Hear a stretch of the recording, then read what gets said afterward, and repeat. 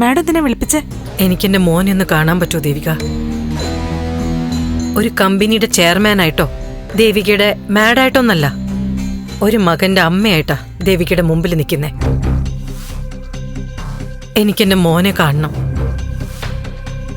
എനിക്ക് ടെൻഷനും BP ഒക്കെ കൂടെ കയറി എപ്പോഴാ നെഞ്ചു പൊട്ടി വീണു പോവെന്നറിയില്ല. അതിനു മുമ്പ് അവനെ കാണണം. അവനില്ലാതെ ആർക്കു വേണ്ടിയിട്ടാ ഞാൻ ജീവിക്കുന്നത്?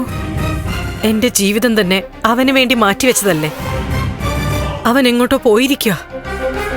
എവിടെയാന്ന് വെച്ചാ പോയി അന്വേഷിക്കണ്ടേന്ന് അറിയാതെ നിൽക്കുക ഞാൻ. മാഡം മാഡം വിഷമിക്കരുത്.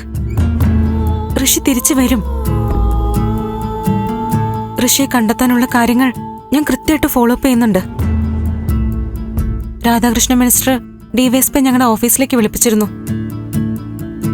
എത്രയും പെട്ടെന്ന് ഋഷിയെ കണ്ടെത്തണമെന്ന് കർശനമായി നിർദ്ദേശം കൊടുത്തു. വേണ്ടത് ചെയ്യാമെന്നും ഋഷിയെ കണ്ടെത്താൻ എല്ലാ രീതിയിലും ശ്രമം നടത്താമെന്നും DYSP വാക്ക് തന്നു. Thank you Devika. എന്തായാലും എനിക്ക് വേണ്ടി ദേവിക ബുദ്ധിമുട്ടുന്നതിൽ വളരെ നന്ദിയുണ്ട്. അത് എന്റെ കടമയല്ലേ മാഡം? ഞാനൊരു കാര്യം ചോദിച്ചാ ദേവിക്ക് വിഷമാവോ?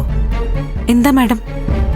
എന്റെ മകന്റെ പ്രധാന ശത്രു ആരാണെന്ന് ദേവിക്ക് അറിയാലോ.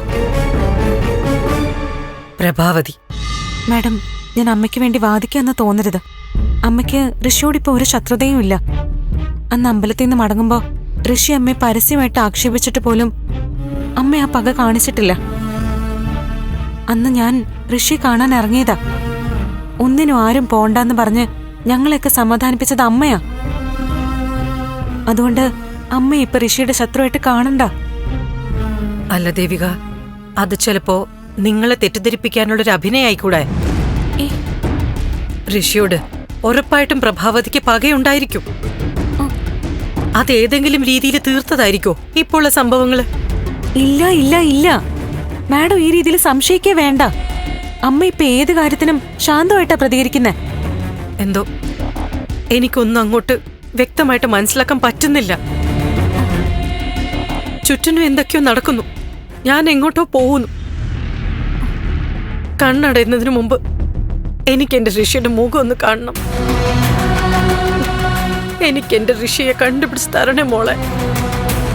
ഇപ്പോ നിന്നില എന്റെ ഒരേ ഒരു പ്രതീക്ഷ.